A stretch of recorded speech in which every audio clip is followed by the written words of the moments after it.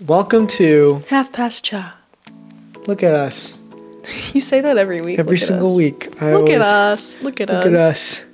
Welcome back, everybody. Hope you guys had a great weekend. This is a Monday. You're listening to this on a Monday. We're recording on a Sunday. Can you believe it's already Monday? Today, like I said, today's Sunday. We're recording on Sunday. Sunday is the worst day of the week. I hate Sundays so much because it's so depressing thinking about the week starting.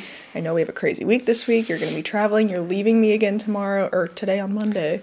You're leaving again tomorrow. Yep. And you're going to be gone for, we need to talk about all of that, what we're going to eat this week, when you're going to be here, when you're not going to be here. Sundays are the worst. I'm not too excited about it. But anyways, hope you have a great week coming ahead. Yeah. This is, let me just get into the introduction. This is a husband and wife podcast talking about life and our experiences of being married along with being an interracial couple.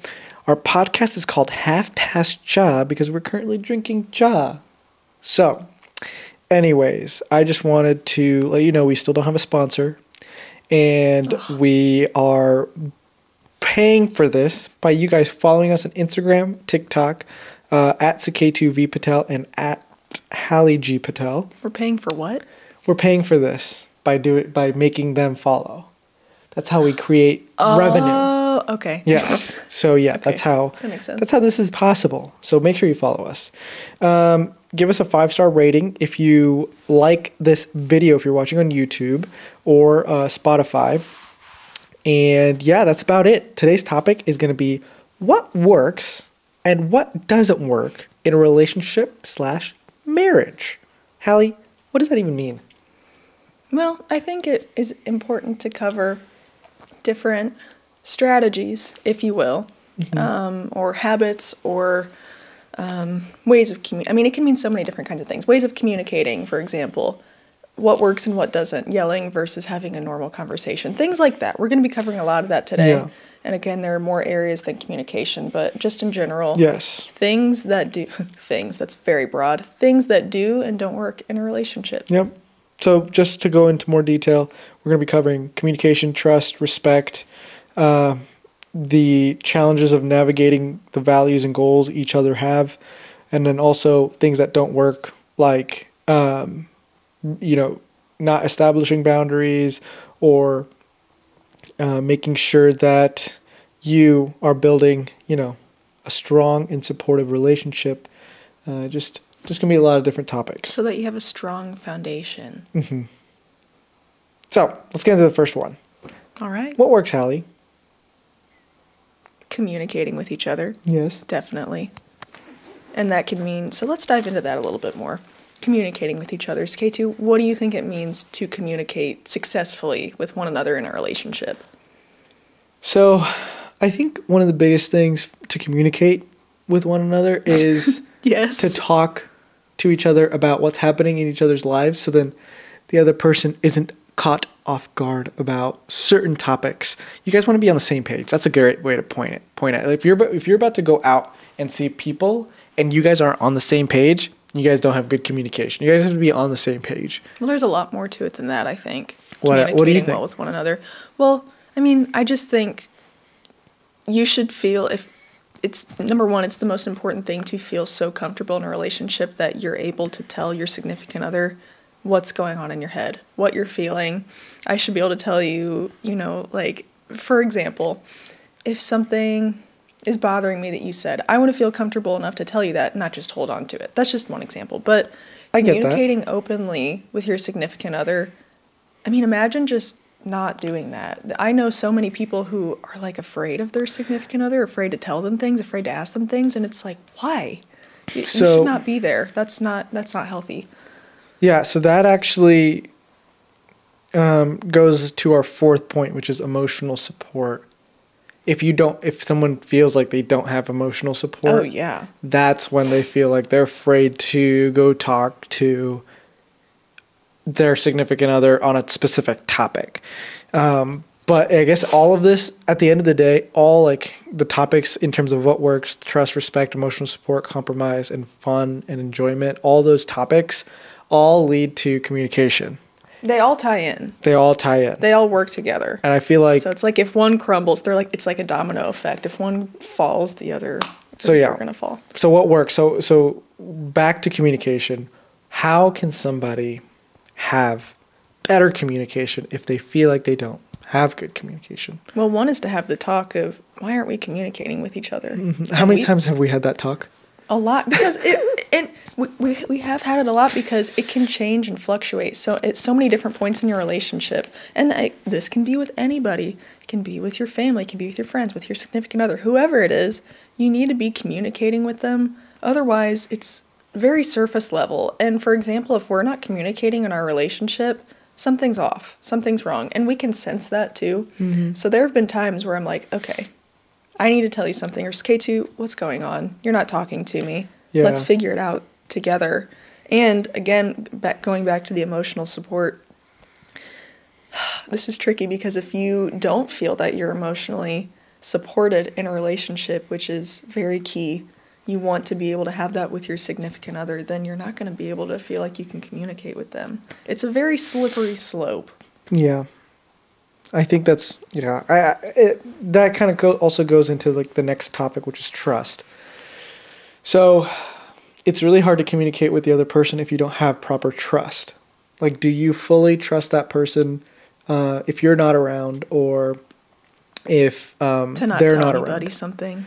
I think there's a lot of different ways that someone can break your trust. Yes. It doesn't have to be, I don't think a lot of people go straight to cheating, but it doesn't have to be that. I think it could even be like you guys talk about something and then you go turn around and talk about that exact same thing with another person, even though you didn't communicate those same thoughts to your significant other, but then you communicate those thoughts to another person. Yes. Oh my gosh. Okay. So this hasn't happened to us, but I just want to say, well, actually, I remember, this is a very long time ago in our relationship. Like we were in high school stupid stuff, right? I remember you would confide in somebody else about our relationship and not talk to me about it. Yeah. That hurt. Yes. That stung. That is not the way to do it, everybody. Yeah. And I just remember essentially finding out about it. You would ask this girl for like advice on our relationship, and I remember I found out which is fine to do when you feel like it's just the beginning of the relationship and you're trying to understand the other person, getting advice. Really? I get it. No, I get it. How stupid. Okay, everybody, come for Sakaichi in the comments. How stupid. Listen. I didn't know what I was doing, and at the end of the day, I should have just went to Hallie and been open and communicated openly about how I was feeling / how to handle certain situations. Well, yeah, and see, that's a perfect example too of after that, I thought, well, I can't trust him. It makes me not want to be myself around him. What is he telling this girl? What do I not know? I mean, that's not. I had so many. Yeah, see, I had so many questions. It was hard for me to trust you after that. That was a really unique situation, but anybody out there, do not handle things this way. Always go to the person that you think you're having issues with. You need to talk it out with them. You need to figure it out firsthand. You guys can solve it together, and don't involve anybody else in your relationship. Problems, for sure. And definitely in your relationship. And this has been something too that I've seen couples do, and we've probably been guilty of it. But if let's say you go to a party with a bunch of people, right? Your friends, whatever. Say you have an argument before you get to said party, and you're still not completely over it by the time that you get to the hangout. And say, for example, I'm not saying this has happened, for example, Sakaichi says, oh, Hallie just nags me so much. Hey, I've never said that. I know, but listen, I'm just giving an example. This is an example, everybody. Sakaichi says, Hallie nags me so much. Hallie yelled at me to do the dishes, whatever. You don't need to take that business to your other people. That is facts. That leads to the next point of respect, though. Yeah, you need to respect is so key in your relationship. And I think this is where respect correlates to setting proper boundaries. excuse me, my goodness. If you don't set your proper boundaries of what respect means to that person, whether it be, hey, if we run into this situation, I don't want you talking about this to everybody. That's a boundary right there. Well, yeah, and that can lose trust there, and you're not communicating well. They all tie in. Exactly. If you break that boundary, you lose trust. If you break the trust, you lose communication, blah, blah, blah. It's like a domino effect. So, Katie, let me ask you, what does respect in a relationship mean to you? Making sure the other person is completely accounted for. I thought you were going to say respected. No, accounted for, and making them feel completely supported. And that you understand maybe their decisions or their reasoning, and you're there to support them in the decisions that they are able to make for themselves. Yeah. Yep, exactly. So yeah, and I think that's just really important. I don't mean to jump through these topics, but again, they all tie into each other, so I feel like we're kind of covering all of them.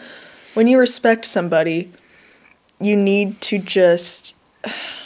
I have so many examples running through my mind. You need to be there for them, but you need to let them go out on their own as well and be able to say, I trust this person, I respect them, they can make their own decisions, they can do this themselves, they don't need me. That's also, there's so many things I'm thinking right now, so many different examples, but respect in a relationship is so fundamental to having a healthy relationship. And why do you think that is? Well, the reason, if you don't have the respect, then there will be this sense of, it's not like hatred, but like the sense of like grudge or triggering that can happen really quickly. You need to treat the person equally. Exactly. There's sometimes there's a level of hierarchy in relationships and it can be, whichever, person in the relationship, but I guess what I'm trying to say is based on maybe things that have happened in your past. Or, hi Sylvie, things that have happened in your past, whether that be just in your own life, in your relationship, whatever, it can make you feel, sometimes it can really affect how you treat others in your relationship. Yeah. And I know, I know people, or I've seen things or whatever where people will say, my boyfriend treats me like I'm not equal to him. Whatever it may be, it can be in finances or like things out there where one partner in the relationship will be making more and the other feels less than because they're not making as much money or like things like that. You need to be able to treat the person with respect and be able to openly communicate and be able to just treat them as you want to treat them, as you want to be treated. Number one golden rule, treat somebody as you want to be treated. Yep. You need to treat your partner as your equal. You guys are in it together. And there's no reason to ever make somebody feel less than or not as respected as you would like to be treated yourself. Yep. At the end of the day, you need to have that emotional support as well. And you need to know that you're a team. You need to know your team, and that's where compromise comes in. Oh. And I'm trying to stick with what works right now because there's like a whole nother section on what doesn't work. Oh, yeah. So just stick with us on this, okay? So what continually works is compromise. We've disagreed on so many things in our life, and when the other person doesn't feel like compromising, you run into, there goes your emotional support, there goes your respect, trust, and communication, okay? So compromise. Why do we need to compromise? Hallie hates compromising. No, I don't. I'm good at compromising. It's just, so let me just give you guys a little backstory. So obviously, Skate2 and I come from very different backgrounds in many sorts, right? Mm-hmm. Skate2 literally was born on the other side of the world, right? You grew up a lot differently than I did. Things are just in the way that we've done things our whole lives, our families have done things, whatever, very different. Mm-hmm. Would you agree? Yeah, I think I'm a little more strict on a lot of topics. Well, yes. So, yes, I would agree with that. But it can be so tough too, because mentally you don't ever want to sacrifice something. Like, what's an example of something we've had to compromise on? Think of the many. Furniture or things we wanted in our house, or... I think the biggest one is going to be things we wanted in our house. Like, I was very much so, like, I had a specific vision that I wanted. You wanted a plastic table for dining table. Listen, Hallie had a specific vision too, and her vision involved a lot of money that we didn't have. At least I didn't think we had, okay? Which we did. And so we ran into this argument of how are we going to compromise? That was tough. And this kind of goes back to like our first episode ever, introducing us as a couple and all of that stuff. Yeah. But it was so hard. That year it was like a few months after we got engaged and we started planning to build this house. That's when it got so hard. Mm-hmm. So hard for us. I've never, and we were just in college. We were in high school when we first started dating. Then we went to college. We'd never had anything challenging truly happen, and nothing to test our relationship and test the boundaries of how we treat each other, how we're gonna compromise, how we're gonna work together. We've never had to do that before. So this house is like our baby. And well, right? that compromise runs into our chores. Okay, I and Hallie never had any responsibilities, okay? She can say whatever she wants, but we were literally spoiled. Yeah, no, I absolutely agree with that. And we didn't do our laundry. We didn't do the dishes. We didn't vacuum the floors or anything like that, okay? So we were moving into this house having brand new responsibilities. Who was going to do what? And that, I think, is crucial in what makes a relationship work. Having the ability, like, for example, I do the dishes. Hallie does the cooking and the grocery list. Hallie also mostly does the vacuuming. I try and help when it comes to that. I do the laundry. Hallie also... What? I do the laundry. Oh, no, I'm talking about the vacuuming. I vacuum the house I do the whole house 1 to 2 times a week. Exactly. Because little kitty over there seems to get her hair everywhere. I always try and clean the countertops after the cooking is done. And you get messy and cooking. Hallie's the one that literally cooks every meal. So there's a lot of tasks I try and do, like the lawn mowing outside, and Hallie can't do that. Out. Yeah, I do take the trash out. Hallie can't even go outside because of her allergies. Well, so yeah, and there really truly just has to be a fine balance in order to make things work. Yes. And we've experienced that. We figured that out finally after a year and a half of being married. Really after a year, I would say, or like even before that, we really got into a groove and figured out how we need to coexist in the same house. Because you guys, we did not have roommates ever. We lived with our parents, right? Yeah. We had our own room, and then you go from living solo because in college we commuted, we lived at home. We did not live in an apartment. We'd never lived on our own before. So if you think about that, I mean, it's different too because we're younger, and it's easier to essentially mold and change your habits when you're younger, whereas when you get older, you get more set in your ways and how you want to do things, whatever. But Saketu and I never lived with each other or anybody before. So moving in together and merging our lives, navigating our jobs, our side hustles, our blah, blah, blah, everything we do was insane. But also think about the other situation where people are living alone and then they move in together. So let's say you are boyfriend, girlfriend, you decided to move in together, but you guys were living alone initially. You separately were doing all your tasks, and now you're about to move in and split those tasks. So I feel like that is also a challenge for a lot of people. Yeah. It's like, oh, I do the laundry. Why would you do the laundry? I want to do it this way. Yeah, like what if somebody does it differently? Like I know I'm very particular about the dishes and how the dishes go in the dishwasher. And then when I see Hallie do the dishes and put the dishwasher, and I'm like, that's not where that goes. Like I have a specific way of doing it, and that can be a huge problem in a lot of relationships as well. So first, I do think that to compromise, you need to identify those tasks that you're doing on a daily basis. And I think that could be a huge driving factor in what works in a relationship and what might not work. Do you think that's true? Yeah, I agree with that. Yeah. But then so going back to like the chores example, right? So then it's like sometimes, one person will want to do, I keep looking at Sylvie, she's cleaning herself right now. Now I'm self-conscious because you said I say all the time. That's all I'm thinking about. But for example, say I want to do something maybe you don't like, say, I mean, I wouldn't do this because I can't, but if I were to cut the grass, what if I did it in a way that you didn't like it? How would you handle that? Or like I did some kind of chore, how would you be able to compromise and also respect me and communicate? That's a whole topic on respect, okay?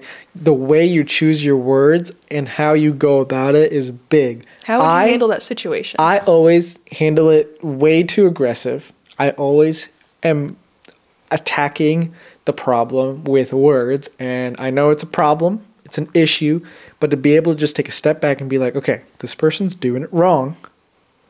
Let's go and just have a little chat about it and see how we can compromise. That would be the right way to do it. But the way I do it is, why are you doing it that way? And like accusing right immediately, like without even asking any questions. And that is wrong. Do you agree?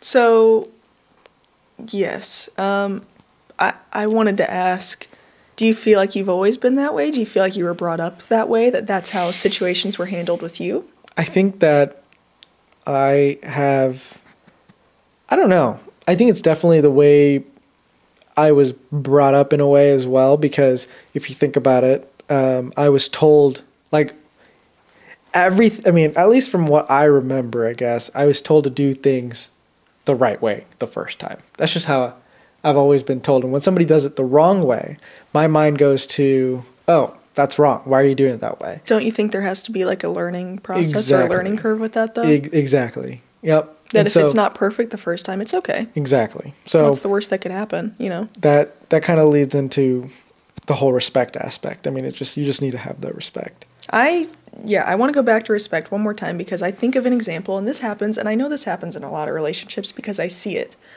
One little example that I think we're all guilty of is when we're trying to spend good time together, and I want to talk to you. I love having good conversations with you. When you are on your phone and you're not listening, I don't feel like you're fully listening to me. I feel very disrespected. Yes, that's a big one. Why do you think I feel that way? Because I'm not fully attentive, not fully engaged in our conversation. It feels like you're priority number 2, not priority number 1. Yeah, and especially if I'm asking, like, for example, every week, we're going to do it today. We haven't had time yet, but we're going to. We're going to meal plan each dinner this week and what we're going to have every night, so that I don't have to be like, oh, today's Wednesday, what are we having for dinner? We're going to do that. Yeah. And I love when you fully pay attention to me, you give me proper feedback, and you help me pick out. I don't want it to just be me picking out what we eat. I want to know what you like so that we can find some kind of compromise. We can compromise on something, and we can say we're having this Monday, Tuesday, Wednesday, whatever it may be. Yep. And especially when we go through, we have hectic lives. When we talk about our schedules, it's really important to me that you're listening to me.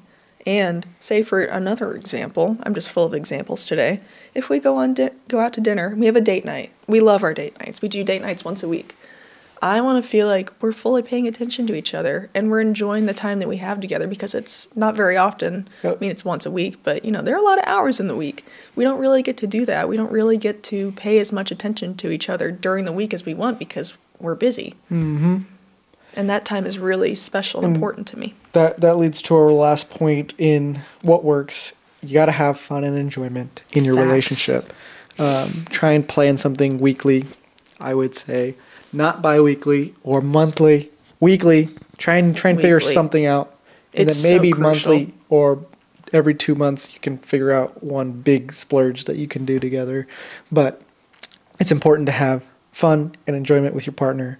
And that is what will make or break a relationship. And I cannot stress how important enough to date your significant other. Mm-hmm. Date them. Date them like you haven't been with them for a year, 2 years, 3 years, however long, like you're not married. Date them like you're still trying to win them over. And have that flirty, fun aspect in your relationship, because that's what's going to keep it fresh. Yep. And if you have kids, just like go drop them off in a field for a little bit. They're not going to be able to find their way back. Well, so just go pick them up later. At least for us, this is going to be the case. Our in-laws are not that far from us. We have family members, friends. Our parents are just going to be over the moon when we decide to have children. So they're going to be pretty eager to watch our children. Not a lot of people have that same luxury, I guess. And so, if you do have kids, we should get somebody who has kids and get their opinion one day when we have the opportunity to interview other people. But having fun in your relationship is so important. And again, date your significant other. Cannot stress enough, again, how important it is to have a date night.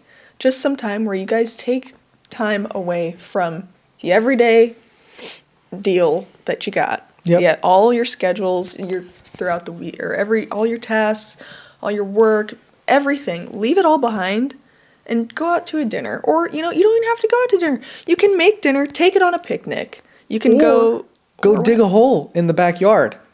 That builds a lot of, trust. Honestly, just as long as you're doing something together. Yeah, So Casey and I exactly. sometimes just go out in our yard and throw a ball back and forth. Yep. It's just fun. It's just something that will get your mind off of anything else so that you can focus on you two, have a good time. We try and set up date night either Friday, Saturday, or Sunday. And it doesn't even have to be a night. We could do brunch on Saturday, or we could go have a picnic, or we could go play some tennis, or whatever it may be. It is so important to take time for you two and just make your relationship a priority and have fun.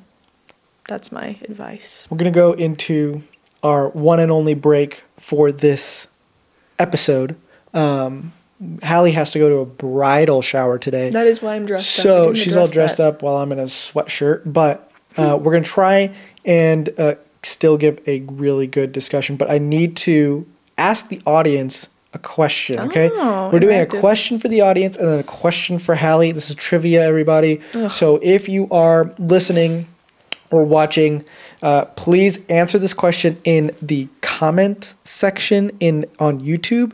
If you are not on YouTube, just think about it in your head and see if you get the question right at the end of this podcast. So this is the question for everybody. What is the most consumed drink in the world? Leave it down in the comments below if you're watching on YouTube. Water. And yeah, is that manufactured though? But anyways. Oh. So what is the most manufactured drink? Leave it in the comments. I'm not going to give you the answer until the end of the episode. But I'm going to move on to the next question, which is for Hallie. What is the only edible food that never goes bad? It's only one. Think about it. My first thought is peanut butter. No, But I don't peanut think butter that's goes bad. I didn't think that was it, but that was the first thing that came to my mind. I mean, we've had experience with it very recently. Very recently. I'd say like within the month. Here? Like I made it? No, you didn't make it. I bought it. Yeah. Rice? No. It can never go bad. Just say something. I bought it. Yes, you I bought have it. no idea. It was about this big. In a jug. Honey? Yeah. Oh, I knew that. Yeah, you did. It just, sometimes though, it crystallizes, and I've had to decrystallize my honey to be able to Yep. use it because it gets kind of solid. But that means it's really good honey. Yes, So it does. So honey can never go bad. It depends on Sick. the brand of honey, by the way. Not that's kind of all, a loaded question, isn't it? Not all honey. But yeah, anyways. Yeah, it's pretty cool. That's it. That's all the questions. I'm not going to have Hallie ask a question because it's just, yeah. I know all the answers to everything anyways. Yeah, pretty much. You're so we're gonna- humble. But I want to go to the best topic for the day, which is what doesn't work. Okay, we've discussed a lot of what does work, but also doesn't work in the previous topic. But this is everything that does not work. Do not do these things. Okay? Which there are more, obviously, than the list that we have, but Yes. these are like the main things. So I'm just going to go through The them real meat and quick, and then potatoes. we will go through each one in more detail. So conflicting goals, disrespect, lying, lack of emotional support, and not having shared responsibilities. Ugh. So, first one, conflicting goals. The thing that I have written right next to this is financial disagreements. This is the number one cause of divorce in America. I believe it. Financial disagreements. Because, oh man, that's tough. Man, you gotta figure this out before you make any relationship decisions. Are you on the same page when it comes to the finances? It is so important. How are you splitting up your banking? Do you have separate accounts and a joint account, which is how you should definitely have it? How are you thinking about the future? Are you a big spender? Are you a big saver? These are things that you need to discuss with your significant other. And aside from the finances, just in general in life, are you guys on the same page? When do you want kids? Do you want to get married? Where do you want to live? Where, who? So many questions. If you're a person who works out every day, is your significant other also working out every day, or do they like going to fast food restaurants every day? That's a big, that can be a huge topic of discussion when it comes to conflicting goals. Well, yeah, and like health goals, fitness goals, that kind of thing. Are you going to support me, or are you going to make this hard for me and tempt me? Exactly. And so it also goes down to, are you making the other person a better person or making them a not better person? I saw a TikTok yesterday, and it was a man podcast. I can't remember his name, but he was saying ultimately in life, it just comes down to who you choose to spend the rest of your life with. Are they going to make you a better person and support you, or are they going to make you a worse person by not supporting you? Yes. And that really resonated with me because obviously when we first met each other, we didn't know we were going to get married. But over time, our relationship turned into, oh, you support me. Like, for example, Saketu encouraged me to get my first real job in college. You helped me. You set me up to succeed, to be able to do that. Mm-hmm. You literally introduced me to my current boss. I mean... Isn't that crazy, though? To have my job that I have now. Yeah. So Saketu has done nothing but support me and always push me, and I've always said that too. You've always pushed me to be better. What, are you going to cry? No, I'm good. You did your eye thing, like you're going to cry. But it's true. I mean, if you think about it, and you could say the same thing about me, honestly. If you think, which I'm so humble, but it's true because I gave you the connection to really start getting into your wedding videography. This is facts, everybody. It's kind of crazy. I had the courage to finance $6,000 of equipment because Hallie got me my first gig in videography. And so without that, I would not be where I am with videos. Or my business, which is pretty nuts. And I'm really also glad that I introduced Hallie to her current boss. Oh my gosh. Because that has been game changer for us as a couple. But so because of all of that, the bottom line is that we have mutual goals and that we want to push each other to succeed and to go to the next level. You always encourage me to take photos for my Hallie G's Kitchen page. I encourage you to make YouTube videos. We just balance each other out and always lift each other up, and we're able to support each other and help ourselves to keep those goals that we have. Yes, and you may think that, oh, these people don't have any issues. They're perfect and have the best goals ever to make them. It wasn't always that way, everybody. Please remember that it takes a lot of work. Oh, it takes so much work to be copacetic in a way. And I think really, honestly, initially, we didn't have the same goals. I had way stricter financial goals, and Hallie kind of loosened me up a little bit, which is good. Is a good thing sometimes. Sometimes you don't need to be so hard on yourself. And honestly, with everything, there needs to be a balance. Like, you're saving money, and that's great. But at the same time, if you're just saving it forever, what are you gonna do with it? You need to have fun, and I'm a firm believer in that. Yep. I love having fun. I love doing life experiences. Obviously, I don't go to Target every single day and spend $150 on things. I do that once a month at least, but it's okay. It's good for my soul. I need that kind of thing, and that kind of thing keeps me happy. And at the end of the day, that's what it's all about. Yeah. You want to be able to keep each other happy. Yep. So anyways, I do want to have a whole episode on just financial disagreements or financial help. That would be good. I really want to do that because I think that I found a lot of things that work and a lot of things that don't work. Okay. Going to the next topic, which is disrespect. Name calling, criticism, sarcasm, belittling behavior, or what I like to call gaslighting. Which can damage self-esteem and the relationship, okay? All these things, are so damaging and hurtful. Are traumatic and can cause long-lasting problems in the relationship. Even though you may think that, oh, they said sorry, it's all good, that stuff doesn't go away. It will, especially if it's hurtful, it can stick with you for years. Yes.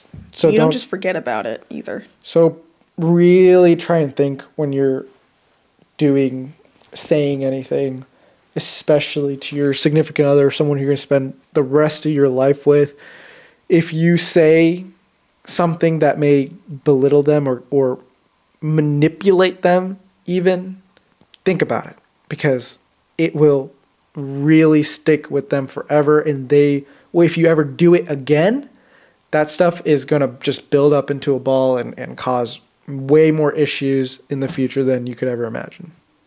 Do you agree? Oh, yeah. No, I totally agree. And why do you think that you should be thinking before you speak? Or like how do you think this can impact somebody? So I am going to be honest and just say, when I have criticized, like sometimes the way I say things to Hallie are like, oh, why would you, like what, like questioning. Like I have definitely said things that have put her down, belittle her, and it has caused a lot of issues, and I just didn't think about it. This is just things that I have been said to, right? Things that have been said to me, so I just thought it was normal.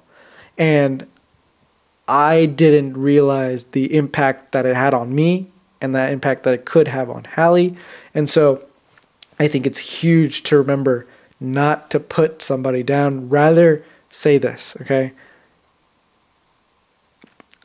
Instead of saying, oh, why are you doing that? Like in that tone, ask questions about, oh, what is, like, what, why, like, don't say it in a tone that may feel disrespectful. How would you handle that situation, Hallie? Well, personally, I just try, every time any words come out of my mouth, I always have thought about them. Mm-hmm. I'm like 10 steps ahead. Yeah. I always think about what I'm going to say. How could this affect somebody? Mm-hmm. Could this hurt somebody's feelings? Is this something that maybe could really trigger somebody and bring up something? I mean, depending on how well you know them, is this something an issue that they've had to deal with before? Is this something I should be really conscious about when saying? There are definitely so many different ways to handle situations, but I think my number one rule there is if you just think a little bit about how something can affect somebody, where you need to take the time to think about it. Don't automatically just go straight head first into a conversation without thinking about something, right? Because that's the last thing you want to do. The last thing that you want to do is belittle somebody, disrespect someone, hurt them, trigger them, hurt their feelings, and bring up a situation from so long ago or whatever it may be. You need to be so careful about that, especially in a relationship, because we've shared our deepest secrets, darkest secrets, traumas, experiences, whatever it may be, and that's the person that you feel closest to, and you want to be able to confide in them without them judging you or being like saying something that could make the situation worse. Do you want to provide an example of this? I can, but I'm not. I don't know. Like, I can't think of anything. Think of like a financial situation. Oh. Like when we were building this house. Yeah. Well, I guess I was very, I don't know how to say it. I guess I was very aggressive when it came to a lot of the things I said. It was very in the moment, not very thought. It's just like I was letting anger control what I say. And if I may, hard-headed and kind of stubborn, and thinking that you were... Oh, that's a bad one. Don't be stubborn. And don't always think that you're right, because there's always another side to any story. Always think you're wrong, because you are. No, I'm just kidding. But anyways, it's a disrespect is huge, and just think. It's so much harder than that. Just people say, oh, just think a little bit. But it is so hard to think a little bit, okay? And sometimes when you get caught up in the moment, too, you just want to say something like, oh, I could get him with this. But then it's afterwards you think, oh, well, why did I have to approach it that way? Yeah. I should have done the more loving thing. And I was listening to a podcast recently about, there's actually a book, it's called, I think it's called Talk to Me Like You Love Me. Mm-hmm. And it's like, if you get in an argument with your significant other, you could calmly say, is this how you would talk to somebody that you love? Is this how you really want to treat me moving forward? Because I think we both need to be respected and heard. Yeah. I get that. Yeah. But just basically golden rule here is think before you speak, or think before you take any further action. Well, the best way to think about it is put yourself in their shoes. Yes. Everybody says that. It's so much harder than it sounds. Like trying to put yourself in somebody else's shoes when you're angry, when you're not feeling heard, when you're it's the last thing that you want to do. But try, okay? That's all I'm going to say on this topic. And I just, it's a tough topic. It is, yeah. And you can even say to that person, you know, I'm really trying to put myself in your situation right now, and I want you to know that I'm, you know, like whatever, I'm sorry, I'm understanding where you're coming from. Just letting that person know that you care. Yeah. And you're not just saying, well, I'm sorry. What does that do, you know? Exactly. But so anyways. these last three, besides the disrespect, are pretty quick. The next one's lying, keeping secrets. Don't do it. Don't do it. Lying, it just builds up and also, up and up. White lies, I'm so tired of them. I know, it's just Why like... is that? Just like little things that you, like, sometimes people don't realize if you are not saying, just because you don't lie doesn't mean you're not lying. Like sometimes or you just like avoid the topic or won't bring it up when somebody asks you, but then technically you're not lying, but you are lying by not bringing it up. Does it make sense in what I'm trying to say? It's like, just because it's not being, just if you don't ask me something doesn't mean like I couldn't be honest with you or truthful. Exactly.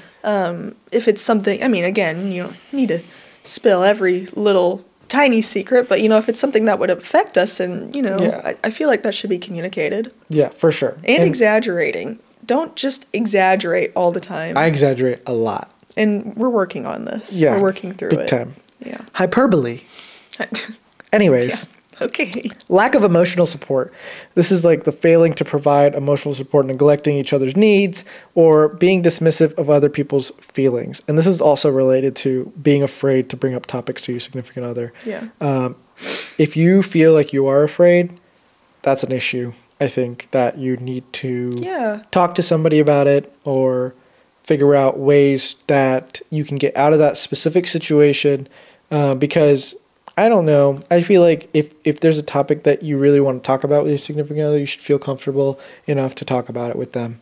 If you don't, then I don't feel like that's a good sign moving forward. Yeah, it could cause a lot of problems. However, I get if you're at the beginning stages of your relationship, but then again, you've been my only real relationship, and we were in high school, so it was different then. I mean, I didn't really have things to bring up or like things to talk to you about. Yeah, I guess don't talk about how many kids you want on the first date, but you know. Yeah, maybe things like that. But again, you need to feel comfortable enough in your relationship because at the end of the day, that's the person you always come back to. Yep. You need to be able to tell them what you're feeling and what you're thinking, and be able to have that shared communication, respect, and those boundaries with each other. Exactly. Yep. And then the last one being not having shared responsibilities. We already talked about this one a little bit, but don't try and count how much each person is doing. Just remember that you two are equals. You're a team. And you're a team. And you provide in other ways that the other does not or cannot. Or we just worked through this one together very recently, I feel like. In what way? Like, I feel like sometimes I am in a very moody mood and I'm like, oh, I did this and this and this and this. When at the end of the day, Hallie also has done a lot. And it felt like I was putting a number on how much I was doing versus her. And that is not okay. So when it comes to like trying to figure out, don't try and keep a tally on how much each person is doing. Just remember they're doing what they need to do and you're doing what you need to do to make sure that you are both equals in the relationship and you have those shared responsibilities. So not having shared responsibilities can affect the way your relationship will work. Well, yeah, and this again comes down to like the relationship hierarchy or the relationship structure. You do not need that could also be considered belittling somebody. Yes. Oh, I do this and you don't do enough, or I do this and you only do these things. I mean, blah, blah, yeah, Hallie, what the hell? Yeah, come on. Yeah, so it's yeah, but you know, at the end of the day, you are a team. You need to contribute. You're essentially going to be contributing equally if you guys have worked this out. You know, we have this system of I cook, you do the dishes, or I put stuff in the trash, you take out the trash, whatever it may be. We go to the grocery store together. I put together the list and I get things, you push the cart. We do those things together and we work as a team. And I think as long as you have that team dynamic mindset, then it'd be really hard to get out of it, to be like, oh, I do this, why aren't you doing anything? And it's just really important that you view yourselves as equals no matter what the circumstances. Yep. Did you just play a video? No, I was playing our last podcast to see if there's any questions in the description or in the comment section down below, and I think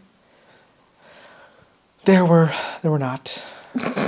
So I'm just gonna. We do this for fun.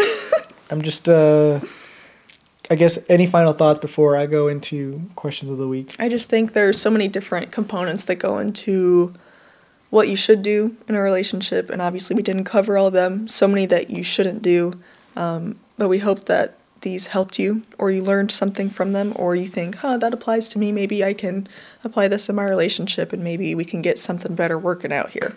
Yeah. What do you think? I think that overall, it's just, you just got to start thinking about these topics proactively overall. And make them important. Yeah, prioritize them. Like some people, just because of the busyness of life, it's hard to think about these kinds of things. So I'm going to say it one more time. This is the closeout of these topics. What works? Communication, trust, respect, emotional support, compromise, and fun and enjoyment. Okay? What doesn't work in a relationship? Conflicting goals, disrespect, lying, lack of emotional support, and not having these shared responsibilities. So hope those help in any way whatsoever. Please comment down below. We do actually have one question, Hallie. All right. And this question is by Headline Soccer. Under our last podcast, has there been times where you guys have been super busy and didn't have much time to reach out to friends? Yes. Every single day of our lives. Yes. Sometimes it's like, I literally have a list of people in my notes that says, these two people, this is the last conversation I had. And then I write a topic that we just talked about, just so I can go back and message these people. It's like, hey, we talked about, it's kind of like networking at work. It's really hard. Yeah. And it's not that we don't care. It's just, I feel like I have so much other stuff going on in my head. I don't always have space to remember other things it is from so other people's lives. Difficult to. It is. Even with our parents sometimes. I'm like, what are you doing? What? And another form of disrespect is when you go up to somebody and ask them about something that you just talked about like 2 weeks ago. You know, like oh, I'm sorry, we already talked about that. Like, you know what I'm talking about when you like bring up like a topic to someone you're really close with and they're like, I thought we already talked about that. You know what I mean? Mm-hmm. And just like trying to collect what you've talked about with other people, I think is important. Mm-hmm. And also, it's just hard. It's hard doing it every so often of maybe like something I run into is a lot of my friends, I forget to just text them. And then like 2 months go by and I'm like, hey, what's up? How's it going? And but then, like when you get to be in your mid-20s, that's what everybody does. I know, but I feel like there's like a better way sometimes I to don't get a handle response back. I made my 2023 resolution to text back much quicker. Yeah. And I've done a really good job at doing it because in the past I've been told I'm not a great texter, which I get it, but I'm trying to work on it. I'm trying to be better. Sometimes I just forget. I'm not on my phone that much. I know people probably think I am because it seems like I am if I put something quickly on Instagram or whatever. I'm really not on my phone. Skagey's on his phone a lot. I am. But he'll send me TikToks and like a week go by and he's like, hey, did you see this one? I'm like, no. Yeah.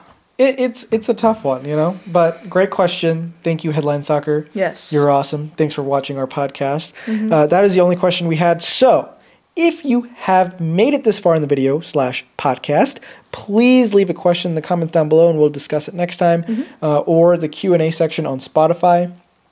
We'll make sure to ask them in the next episode. But you got to use these features, especially the Q&A section. I think I've only gotten like one Q&A on Spotify, but not a lot of people are listening on Spotify compared to YouTube. Mm-hmm. We're getting great engagement, great viewership. So thank you guys for watching. Yes, thank you. Our goal for this next month is to hit 500 to 600 views per YouTube podcast. We can do that. I think it's possible. We just need to do a better job at promoting it. And it would be awesome if you guys could come promote it as well. Yes, so, please. That's that's it. And I want to make sure everybody gets the answer to the trivia question, everybody. I'm dying. So this is the question. The question was, what is the most consumed manufactured drink in the world? The answer is tea. What a great thing to end on for Half Past Cha. Hallie, would you like to close this out? Oh my gosh, I love that. I never would have guessed that. I thought I was going to say like Coke or something. Yep. But yes, I would love to close this out. So thank you guys for listening. Please be sure to like and subscribe if you're on YouTube, subscribe if you're on a podcast service. Lastly, just go ahead and share this with your friends, family, and fellow cha drinkers, and we will see you next Monday at Half Past Cha. Thank you guys for watching. We'll see you next time. Woo.